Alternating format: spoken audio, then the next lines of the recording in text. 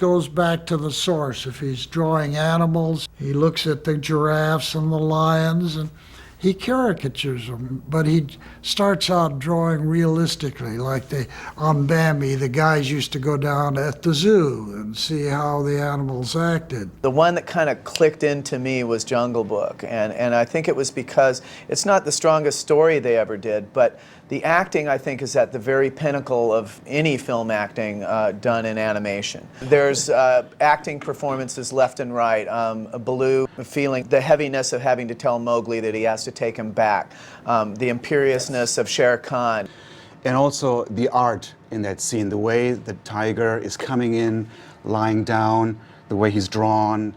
When he's doing this scene, you know, and he's looking at this antelope, and he's doing with just the shoulder shift. I mean, how powerful is that? You know, that is just an absolutely awesome scene. And Ollie Johnston, I'm sure he told you guys this too. He said this years and years ago to me. He said, don't animate drawings, animate feelings. Yeah. And it took me about a decade to understand what he really meant. Because you think, as a young animator, what is he talking about? You animate drawings. You draw, and those are going to be animated. But I think he was talking about more of about internalizing the character, feeling the character, and then drawing it. The key to these characters is making them think, and making the expressions on their face that register what they're thinking, what their feelings are, what's going on in the mind. And I think that's the key to Disney animation, and what Walt always asked for. I went to John Lounsbury with a scene to have him take a look at it. Very quiet, gentle guy. And what was surprising is the person seemed so reserved and very encouraging in his comments about my drawings. And then I'd look at his drawings and they were bold, powerful. I mean, this guy drew with such conviction, and he drew with these big pencils. They were thick layout pencils, because the point was thick. You pull the string and you get more lead. And after he died, he was the first of the 9 old men to pass away at that point. 76 or something, yeah. And I mean, it was shocking, because I think all of those 9 old men realized this is going to go away someday. But anyway, I bought all the pencils I could of that. They don't make them anymore. I've got a whole stack of them in my drawer.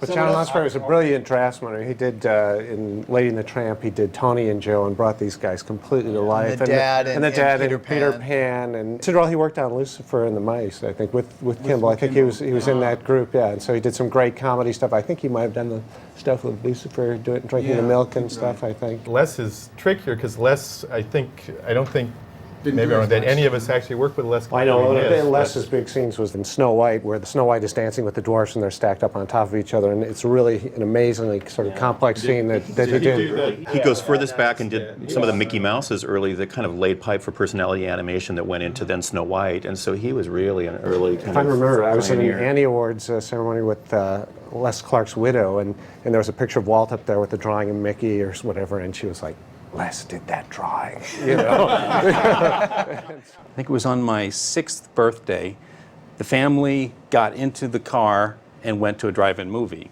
And this is the ultimate test for any film. Can it stand up inside of this family station wagon with 7 people jammed into this thing on a little tin box, kind of, you know, through a windshield. And I was always kind of between my brother and the sister, and my mom and dad sitting in the front, with Jeff kind of like, I had to reach over his head and look, and the thing is all steamed up.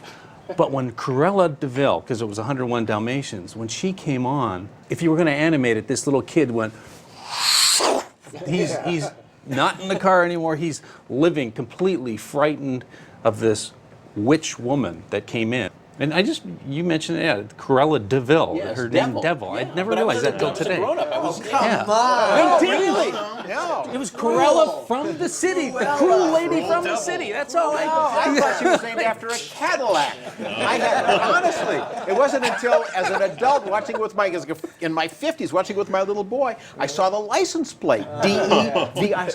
Wow! When I then came to the studio and met Mark Davis, who did that character, he was the total opposite of Cruella de Vil in figure. But the sense of taste, that was a guy who really savored life. And you could see it in his animation. It was a sensual character, the touch and the feel.